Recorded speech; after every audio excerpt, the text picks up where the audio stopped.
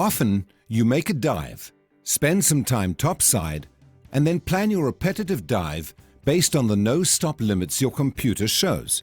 But not always. Sometimes, you know how deep and long you want both dives to be, so instead you plan how long to wait between them. This is called finding a minimum surface interval. Imagine you and your buddy are diving on a wreck. Your first dive was to 18 meters, or 60 feet, for 40 minutes, and you plan to make a second to 15 meters, or 50 feet. You want to dive for 45 minutes, and based on experience, you know you have enough air to do that. Make a safety stop and surface with an adequate reserve. To stay well within limits, you agree your computer should show at least 50 minutes no-stop time before you start.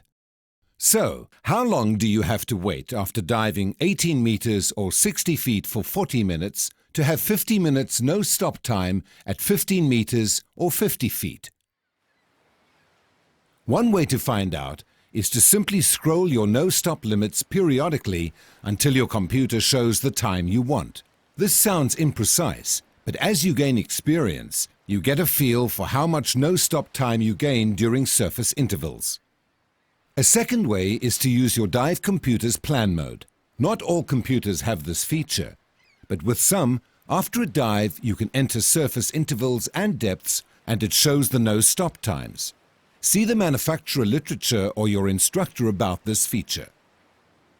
You can also use a dive planning app, the RDP table, or the ERDPML to find minimum surface intervals. These won't exactly match your dive computer, but it will give you a good approximation of how long you'll be at the surface. When planning, scroll your computer's no-stop times to confirm you have the time you want. The decompression models used in dive computers and tables are based on diving at sea level. You are under less pressure when you are higher up, so flying after diving and diving at altitude can increase decompression sickness risk. To address this, the dive medical community recommends waiting at least 12 hours before flying after a dive. If you make more than one dive or dive several days in a row, wait at least 18 hours. Flying after diving recommendations change periodically. Follow the current recommendations. You need to use altitude diving procedures for sites at 300 meters or 1,000 feet elevation or higher. You set some computers for altitude and some automatically adjust. See the literature for yours. With most dive tables, you use a special table that converts your actual depth to theoretical depth that adjusts for the pressure difference. Your instructor will help you with these options if you'll make your open water dives at altitude. You've learned that you want to stay warm to avoid hypothermia and to dive relaxed to avoid overexertion. Getting cold and strenuous activity may also increase decompression sickness risk. Although you want to avoid cold and strenuous dives, if you find yourself colder or working harder than expected, be even more conservative than usual. Using the RDP table or ERDPML, calculate cold or strenuous dives as 4 meters or 10 feet deeper than their actual depth. Safety stops may be especially prudent. If you accidentally exceed a no-stop limit, your computer will show emergency decompression stop depths and times. Don't ascend above the indicated stop depth. Your computer will show you when you can ascend to the surface or the next stop if you have more than one. Although it's important to complete emergency decompression stops, don't run out of air trying to do so. If you're low, complete as much of the stop as you can, but save enough air to surface and exit.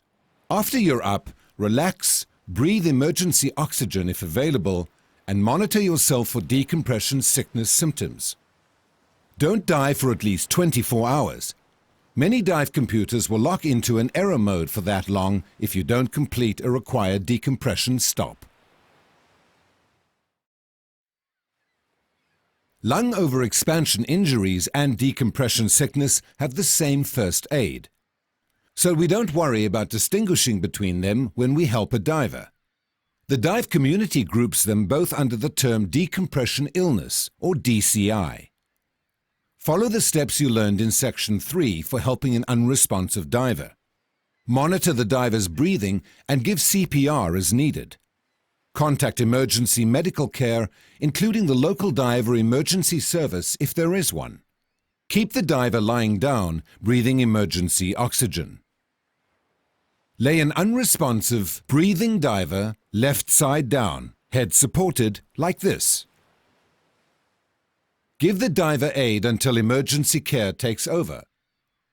Nearly all DCI cases require putting the diver back under pressure and extended therapy in a recompression chamber. Don't delay first aid and getting the diver to treatment.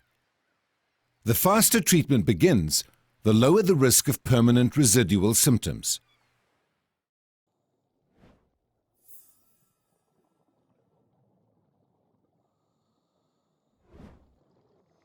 Under pressure, nitrogen and oxygen have an intoxicating effect called gas narcosis. It's not directly harmful, but it can impair good judgment and coordination.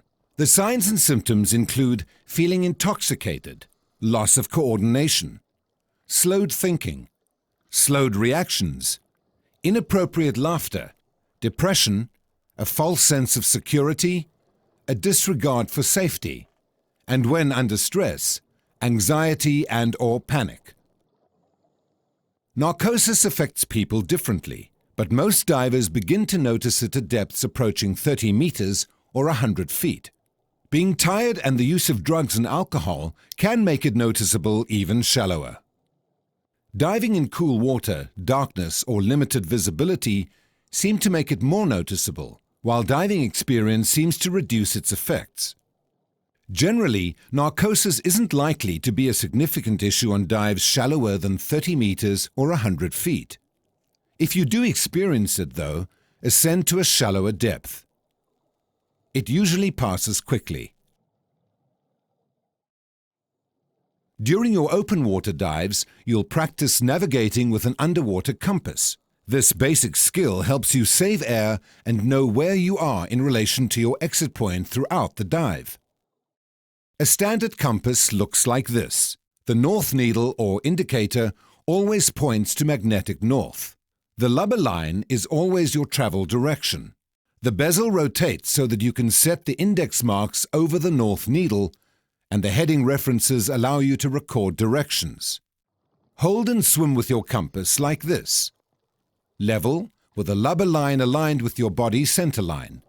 Look over the compass as you swim with it.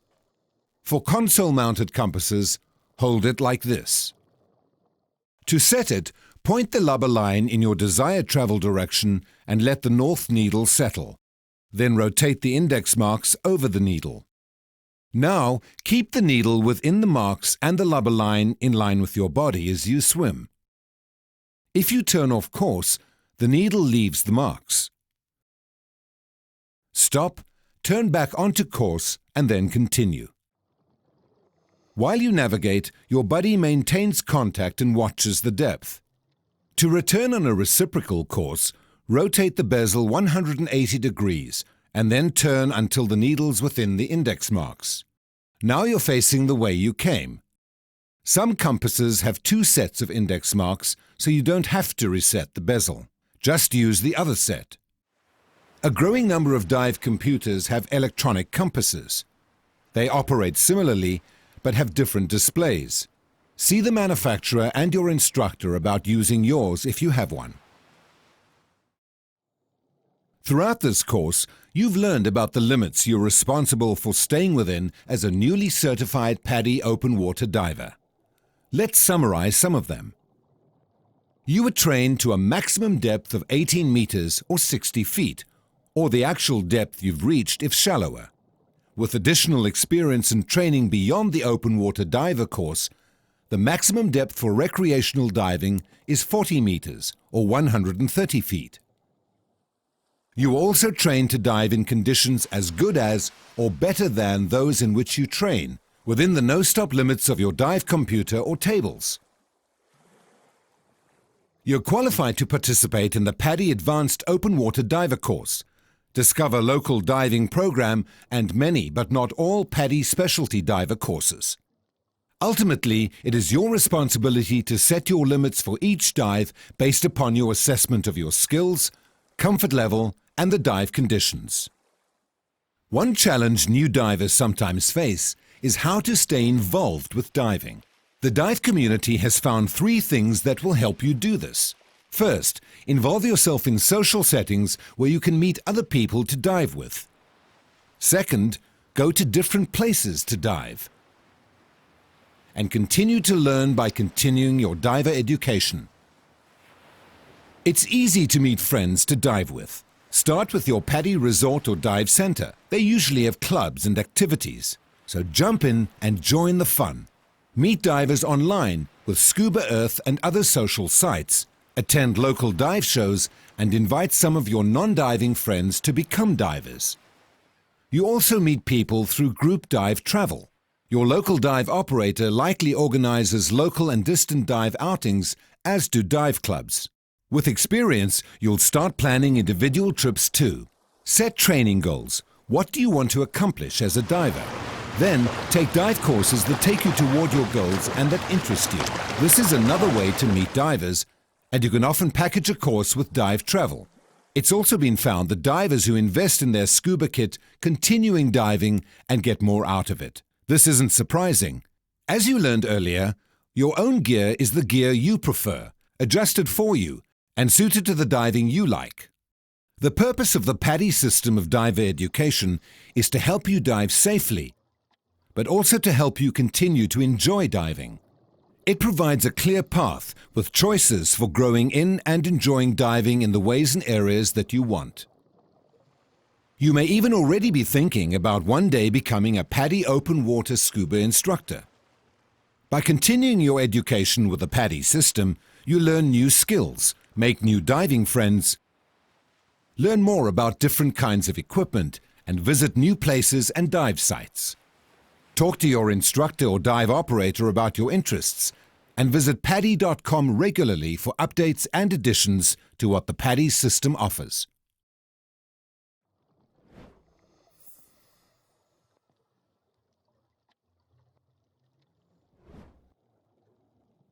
It's very rare that you remove and replace your kit underwater, but you learn to do so for situations in which you might need to, such as getting out of some entanglement, or once in a while to make an adjustment. This is one of the few skills where it's important to be negatively buoyant, so find insensitive bottom away from fragile aquatic life. Negative buoyancy in kneeling helps you control your stability once you take your kit off, especially with weight-integrated BCDs. Here's one way to do this, though there are others. With a low to moderate amount of weight in a weight-integrated BCD, or without integrated weights, deflate your BCD completely. If you have a lot of weight in a weight-integrated BCD, you may want to have just a bit of air so you can handle it. After deflating it, kneel with your right knee up like this. Loosen and release the straps, then take the unit off, starting with your left arm. This is important for keeping your regulator in place. Keep your kit upright and don't let go. Immediately stand it on your right knee, close to your body. This keeps its weight where you need it to offset your exposure suit's buoyancy. Keep your right arm partially through the opening to control it. You can completely remove both arms and lay it horizontally on your knee or lap if circumstances require, though you'll need to stand it back up to put it back on. Replace the unit like a coat, starting with your right arm, again so your regulator stays in place. Pull it all the way onto your right shoulder so the weight stabilizes you. It may help to hold the bottom of your cylinder with your right hand and lean forward just a bit. Then slide your left arm in.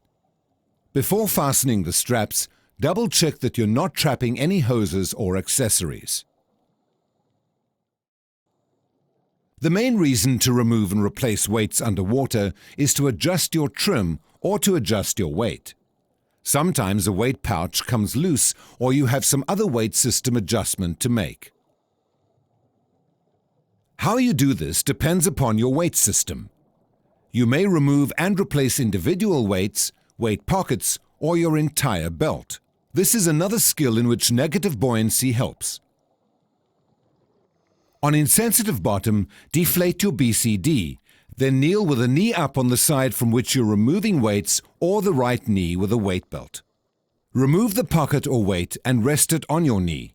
Replace it much like you would at the surface. With many systems, it helps to lean back so it slides into place. Your instructor will show you the techniques best suited to your kit.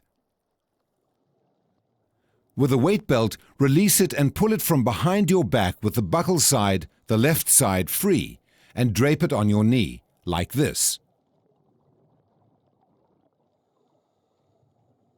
Replace it like this, much as you would at the surface. Remember to bend or lie forward, face downward after you have it in place, so it rests in the small of your back. This takes tension off the buckle so you can resecure it easily. Check for trapped hoses before tightening it completely. Sometimes you have to descend or ascend without a reference that you can see or touch. Follow the same 5-point descent and ascent steps you've already learned, but watch your computer and control your speed with your BCD. To practice this in confined water, ignore any visual clues and reference your buddy and your computer. As you descend, equalize, maintain contact, and adjust your buoyancy. Don't rush. It's easier to control a slow descent than a rapid one. While ascending again, maintain buddy contact. Hold on to each other if necessary. Control your buoyancy and ascent rate. Again, slower is easier.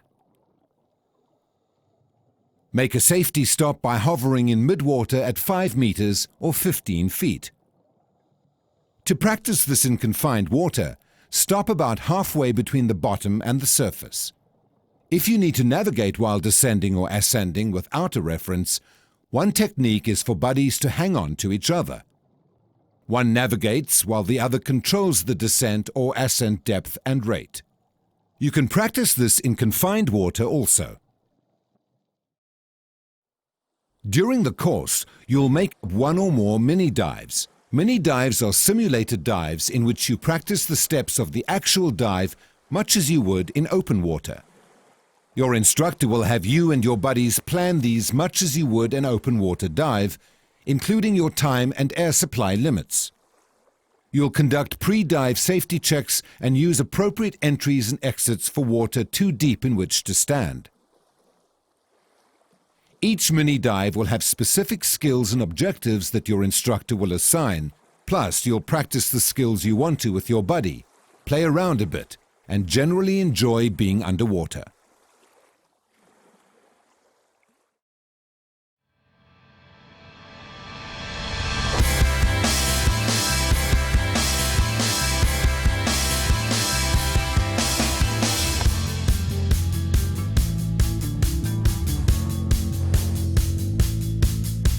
Learning to dive can be challenging, but it's also rewarding, exciting, and new.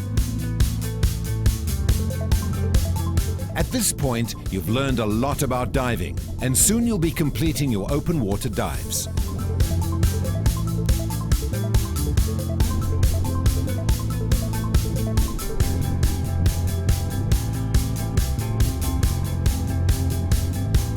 But as exhilarating and satisfying as it is to become a PADI open water diver, it's only the beginning.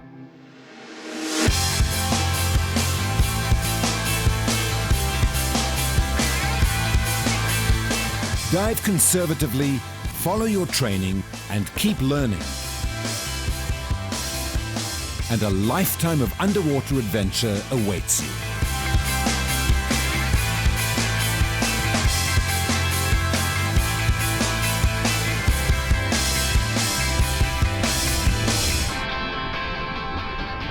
Welcome to diving.